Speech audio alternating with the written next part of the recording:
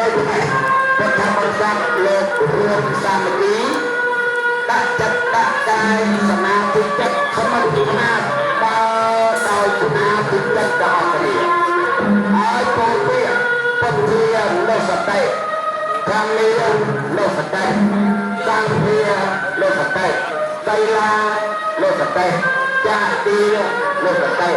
ទេរានុសតិឧបសម្មានុសតិវរណា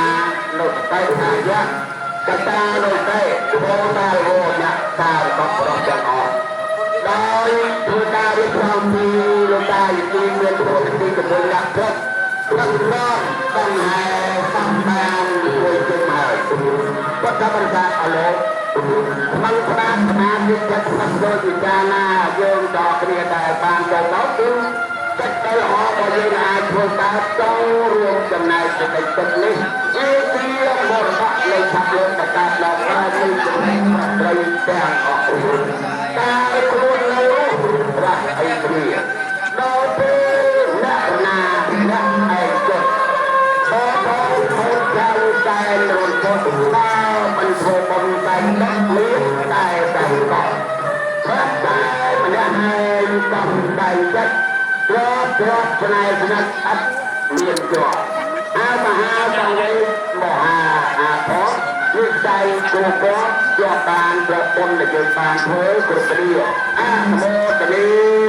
មោតារវោបាទសមត្ថភាពរតនវិយស័កវ័នជានេះបាទរបស់ដល់ជាប្រដានចាត់តោគឺធំអនុឡាក់ដោយប្រដានមានប្រយ័ត្នយ៉ាងថាដល់ទៅគាត់ធំអង្គបតរដ្ឋៈរហៈរបៈវិរៈជាដើមគុណមេតាដែលយើងតាមមានតាមអត់បិណ្ឌនិយាយអង្គជាដើមមានតាមប្រាក់និយាយជាដើមមាននិយាយបានការផុតពីជាដើម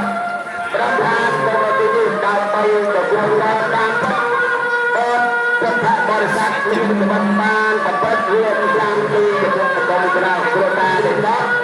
ដោយសម្បានចិត្តរងប់ដល់អាចសមាធិចិត្តពិចារណាអនិច្ចផលការវិធានដែលក៏ជួបរូបរៀនមានសម្បត្តិបានធ្វើបុណ្យធ្វើដល់ជាមួយរៀលរៀបតាមមកតែពេលរៀបទៅរករបស់មនុស្សយើងទាំងអស់គ្នាមិន